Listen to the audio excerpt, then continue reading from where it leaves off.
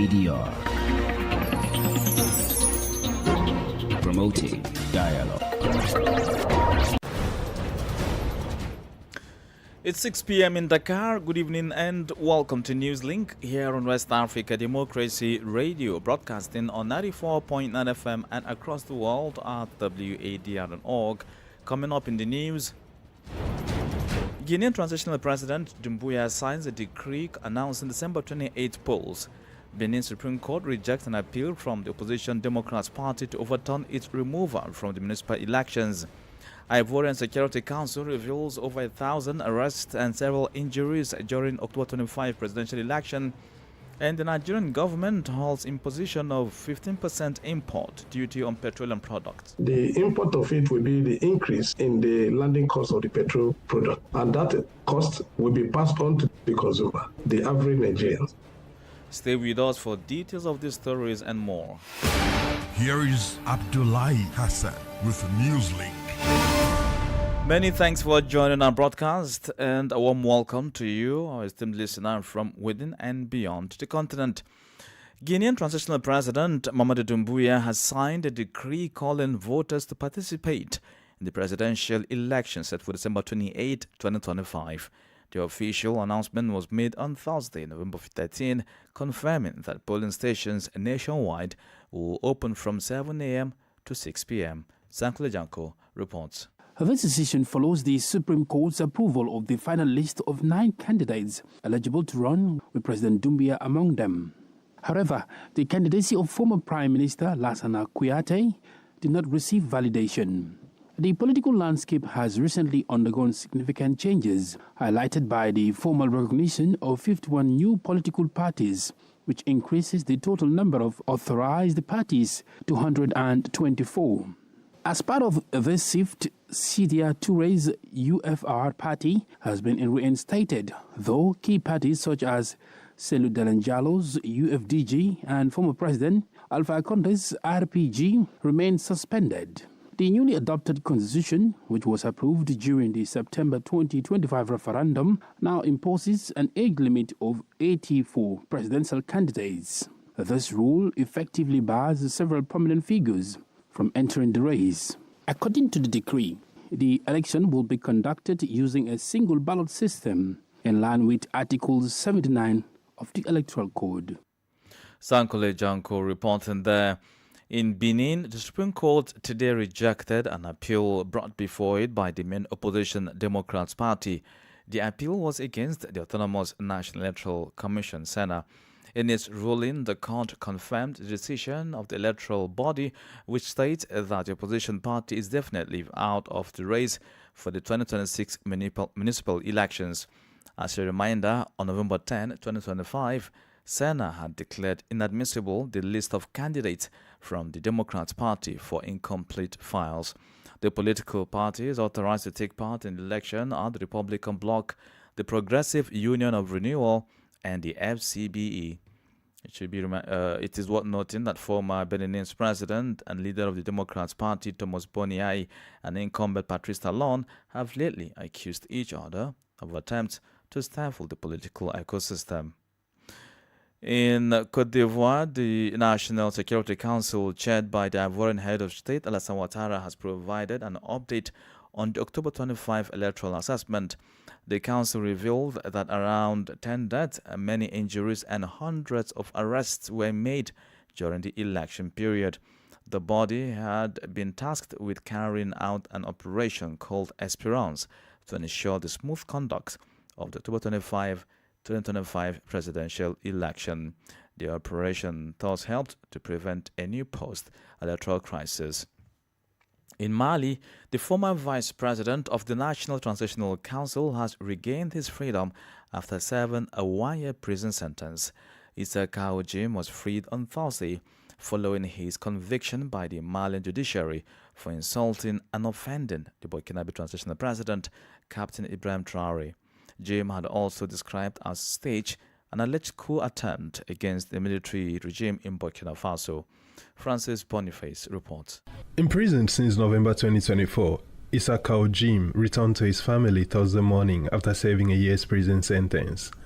The former vice president of the transitional parliament had been convicted of insult and defamation through an information system. During a television program, the statesman questioned the truth of an alleged coup attempt in Burkina Faso announced by the military ruler, Captain Ibrahim Traoré. This also angered Burkina Faso's Higher Council for Communication, the nation's media regulator, which referred the matter to Mali's High Authority for Communication, HAC. In its communication, the council urged sanctions against the private television channel on which Isaka Ojim had spoken. Joliba TV News was subsequently suspended for 6 months. During his trial in Bamako, Isaka Ojim pleaded not guilty to charges against him, claiming that his statements had been misinterpreted and that he had never mentioned the name of the Burkinabe president, Captain Ibrahim Traoré. It was not the first time Ojim had been convicted by the Malian justice system.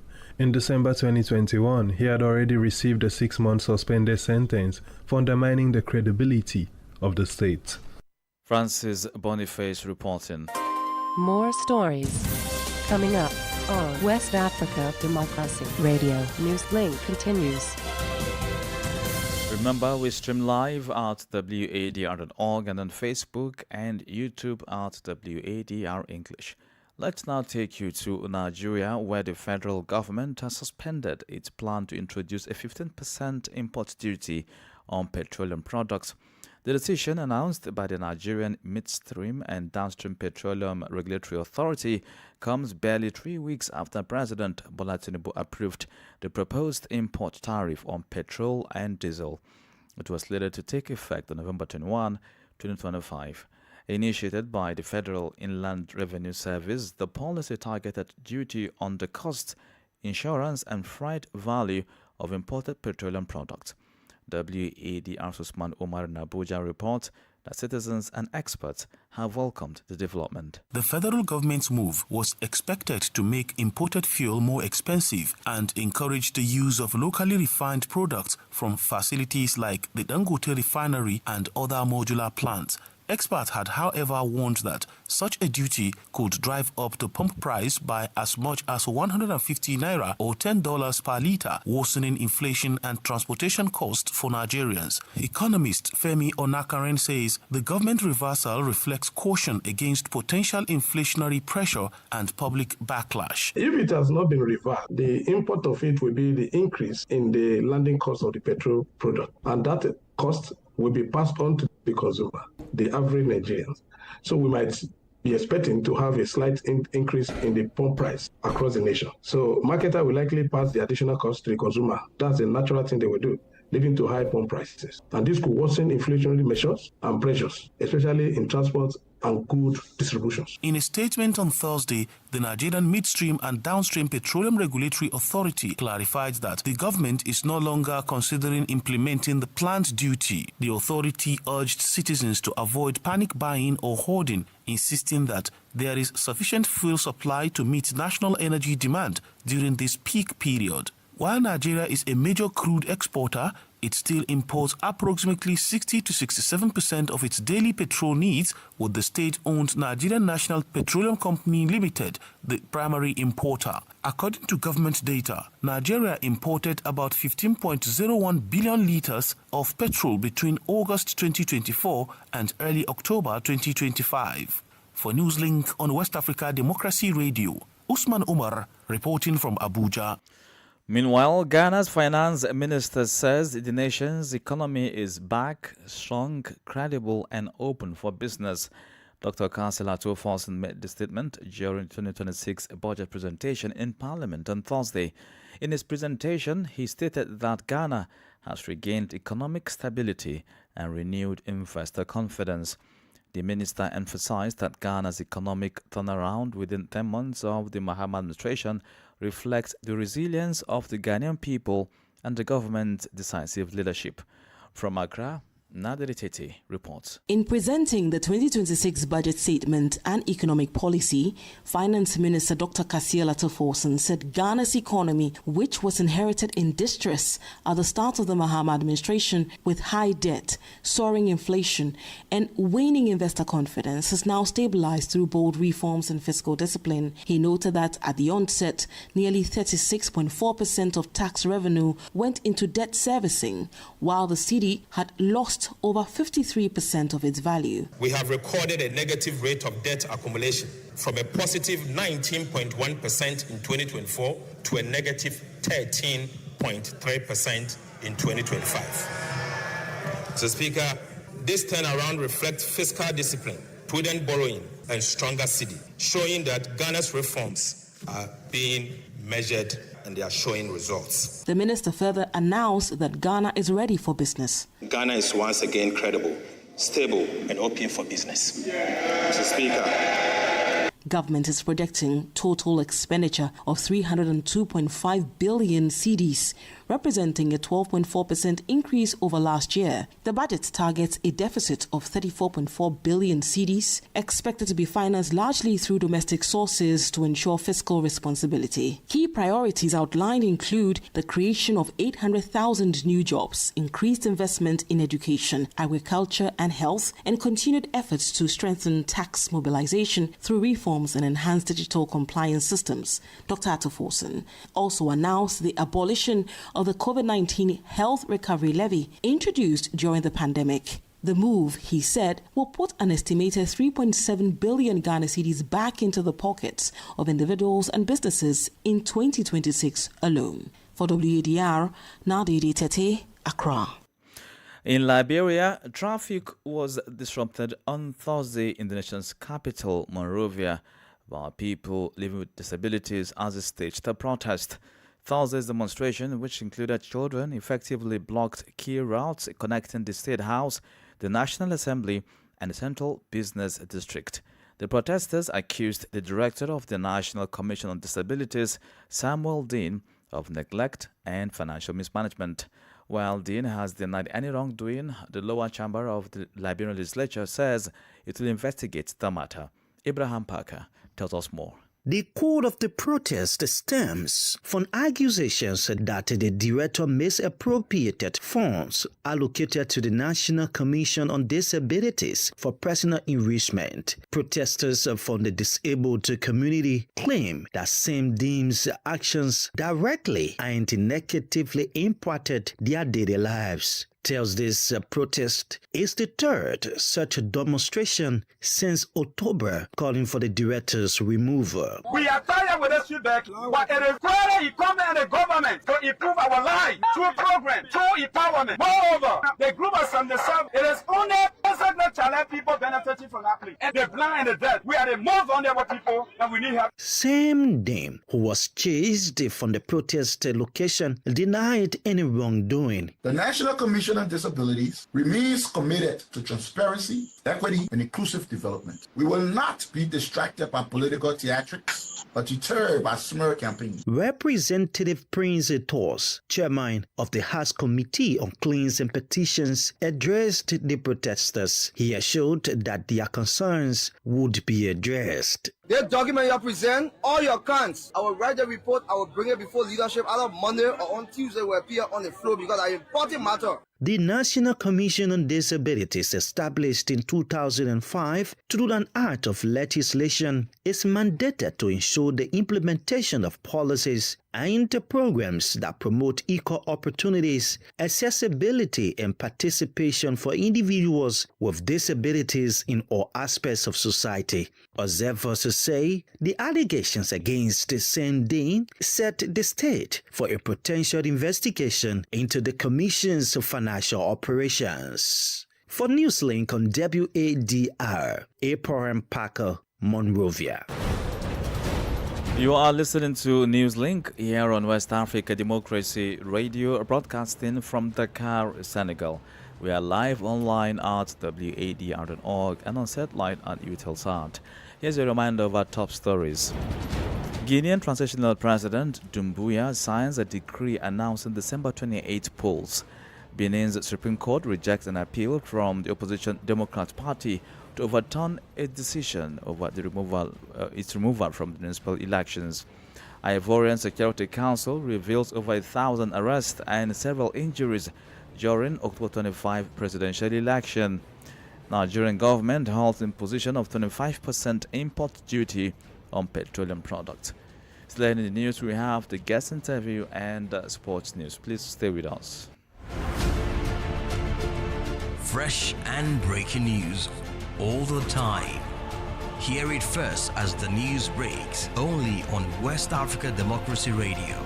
Newslink continues.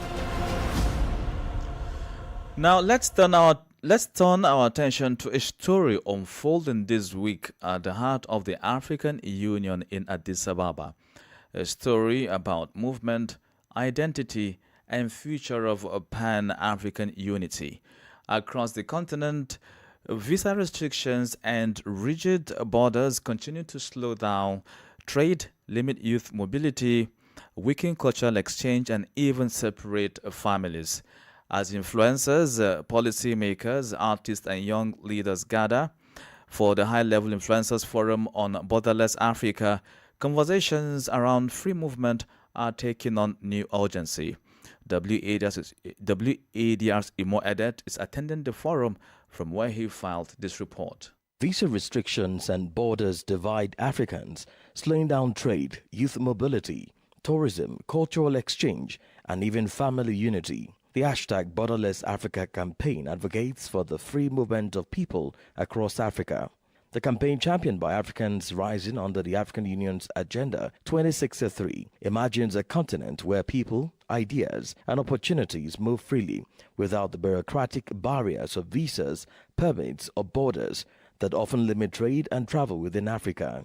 Mbai Sheikh Amadou Bamba is a traveler who shares in the desire for a borderless Africa. My dream of Africa is to have borderless and to make easy for people to travel from country to country without visa, because my opinion is Africa is only one people. Maybe we have many countries divided because of the colonialism, but all Africa is like one village. The dream is taking center stage at the African Union headquarters in Addis Ababa, Ethiopia, where the High-Level Influencers Forum on Borderless Africa has seen leaders, artists, journalists, and youth voices from across the continent converge.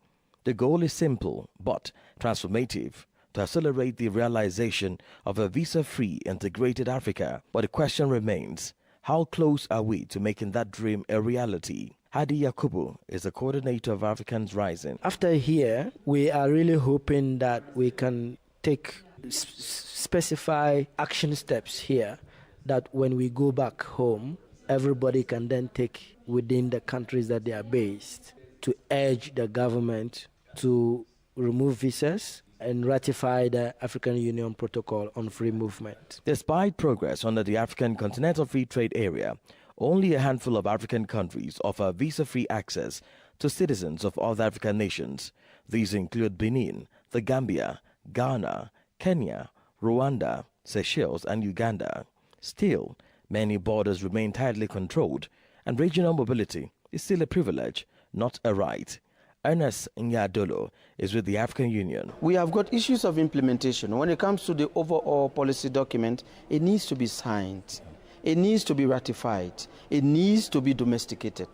Therefore, it is where I cannot tell you every country is on the same pace. The pace are different. If we can agree in West Africa to travel free, visa-free across the region, it is possible because we have consensus on the subject. It is not yet possible in Africa, across the entire Africa, because there is not this consensus. As the Addis Ababa Forum kicks off, all eyes will be on how government and civil society can work together to make free movement more than just a slogan, but a lived experience for every African. Because in the end, the dream of a borderless Africa is not just about geography, it's about unity, dignity, and the power to define Africa's future on its own terms. WADR's Imo Edet reporting from Addis Ababa. Politics, analysis on major news, social matters, and all. This is a guest. Our guest this evening focuses on Ghana's 2026 budget, which was submitted to Parliament by the Finance Minister on Thursday.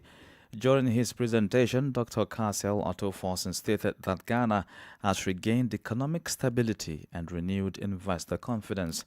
The minister also emphasized that Ghana's economic turnaround within 10 months of the Mahama-led administration reflects the resilience of the Ghanaian people and the government's decisive leadership. To analyze this statement, we have been joined by Evans Nono, a Ghanaian economist. Ghana has recovered from some form of recession based on the various macroeconomic indicators. For example, inflation is now 8%, single digits, and we came all the way from 23% as at December last year. This government took over around 23% of inflation, but has brought inflation down to 8%. As we speak now, monetary policy rate, which used to be around 28%, is around 21%. As we speak now, exchange rate, which used to be around $1.17 cedis last year, November, is now hovering around $1.11 Ghana cedis. So I think that when you judge by how various macroeconomic variables are faring, we can easily say that Ghana has recovered. But then when you target inflation, obviously it has implication on employment. So we still have a lot of work to do in terms of boosting employment and economic activities as we enter into 2026. The minister said during his submission that Ghana has regained economic stability within 10 months of the Mahama's administration. In your analysis, is this time frame realistic for a genuine macroeconomic turnaround? Well, in terms of the variables we are talking about, it's quite realistic because normally when you are boosting things like agriculture, manufacturing, industry, it takes a bit of time because it needs structural transformation. But when you are talking about things that border on fiscal policies, monetary policies, that border on discipline, I think that within 10 months, and all these things we are talking about, if you say that inflation has reduced drastically from 23% to 8%, reducing inflation would only have to do with reducing aggregate demand and probably the government curtailing its own expenditure. What's about industrialization? Is the economic growth also being attributed to industrialization? Our economic growth has been fueled by the services sector and partly by the agri sector, but industry has been performing woefully bad. I think that in the year 2017, industry did well, but quite apart from that year, the performance of industry has not been consistent. And even though we've been experiencing impressive growth rates, that of industry has not been very impressive. So I think the government must pay attention to industry, because once the economy is growing, but industry is not growing, then the growth is more of not a healthy one. In Ghana, we will say that it's a kind of koshoko growth. You know, when you grow and when a child is growing and the stomach is protruding and the child doesn't look healthy, that is koshoko. And so if your economy is growing but agri and industry are not doing so well, then but services is fueling the growth, then that is not proper growth. So I think the government must pay attention to industry and also the 24-hour economy. I'm sure you've heard about it before. That had been a major campaign strategy of the government. But we have not seen much about the flagship programs embedded in the 24-hour economy. So I think that the government must do well by opening the 24-hour economic policy up and then telling us how much budget we are giving to each of the flagship programs under the 24-hour economy. Then we all be clear in our minds going forward how the 24-hour economy will be an integral portion of the transformational agenda within the economy. The voice of Evans Nono, a Ghanaian economist. In the world of sports, the Confederation of African Football (CAF) and the African Cup of Nations AFCON Morocco 2025 local organizing committee has announced that fans traveling to the tournament will be eligible for free electronic visas. The announcement on Friday comes as the global demand grows for Africa's biggest event, with more fans booking their seat on CAF's ticketing platform.